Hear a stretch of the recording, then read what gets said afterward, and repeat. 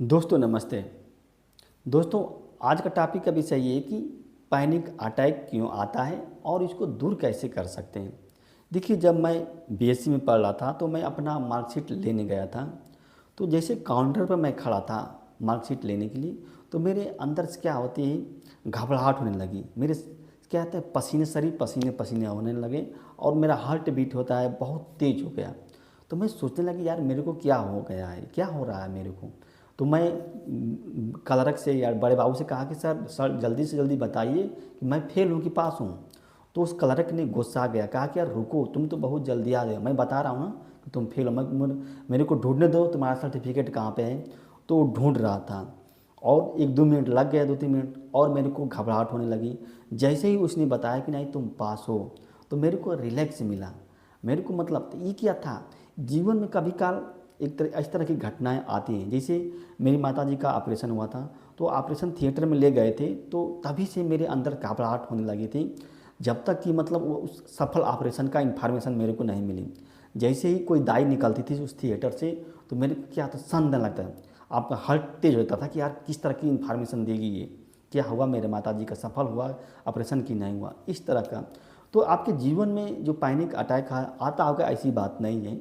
एक बार अगर panic attack आ गया तो आप उसका मेडिकल चेकअप करा सकते हैं। अगर मेडिकल चेकअप कराएंगे नॉर्मल आती है तो फिर उसमें दिक्कत कोई ज़रूरत नहीं। हम तो अभी तक मैं अपना मेडिकल चेकअप नहीं कराया हूँ, क्योंकि मैं फीलिंग का कम से कम 20 साल हो गए। तो ये पैनिक अटैक आता है, 10-15 मिनट रहता है, उसके बाद क्या है, तो शरीर एकदम नॉर्मल हो जाती है। फिर आप मेडिकल चेकअप कराते हैं तो नॉर्मल रिपोर्ट आती है।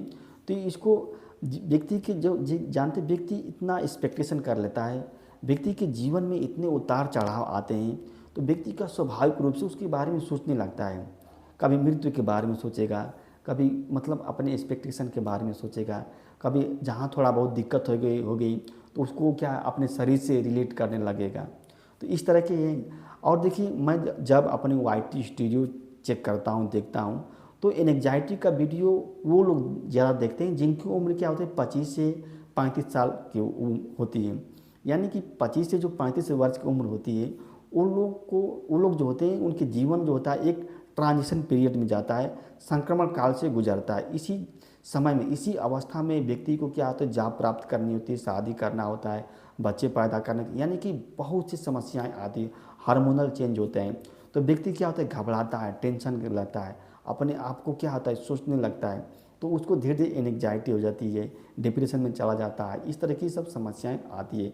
तो अगर आपको पैनिक अटैक आ रहा है तो आप इसको क्या करेंगे, आप अनावश्यक रूप से सोचना बंद कर दीजिए। आप यूट्यूब पर, गूगल पर वीडियो बहुत से पैनिक अटैक का देखे होंगे। जितने आप वीडियो देखेंगे पैनिक अटैक से संबंधित, उतनी आपके जो विचार हो जाएंगे वो डीप होते जाएंगे, वो धुंधले नहीं हो पाएंगे और इससे आपको और दिक्कत होगी।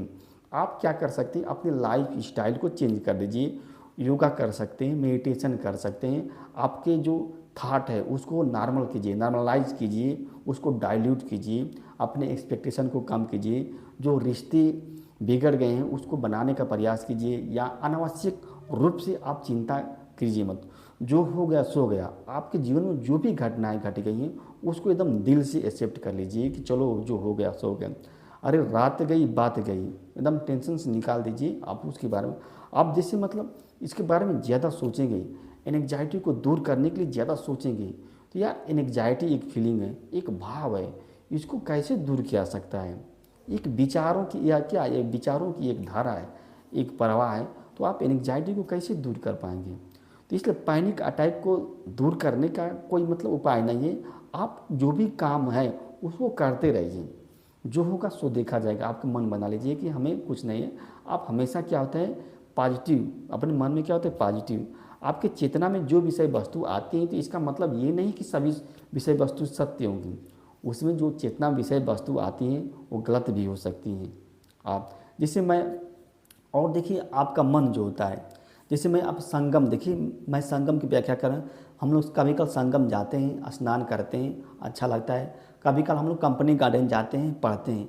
तो देखिए मैं जो दो घटनाओं का जिक्र किया, कहीं ना कहीं क्या होता है, मेरी मेमोरी में क्या दोनों घटनाएं थी ना, तभी मेरा मन क्या वहाँ तक संगम गया था, हाँ, कंपनी गार्डन गया था। जब तक मेरे मन में कोई घटना आएगी नहीं, तब तक उसके बारे में हम व्याख्या कर ही नहीं कर नहीं सकते हैं। तो ये मन है, मन को अगर आपने क्या समझा लिया, भीतर का जो मुन्ना, जो बालक है, जो बच्चा है, अगर आपने उसको समझा लिया तो समझिए कि आप अपने एंग्जाइटी को ठीक कर लेंगे। और भीतर के जो बालक है, अगर उसी को अगर आप समझा नहीं पाएंगे तो आपको दिक्कत हो जाएगी। दोस्तों, ये वीडियो अच्छी लगी तो इसको लाइक कीजिए और हमारे चैनल को दोस्त सब्सक्राइब कीजिए। धन्यवाद।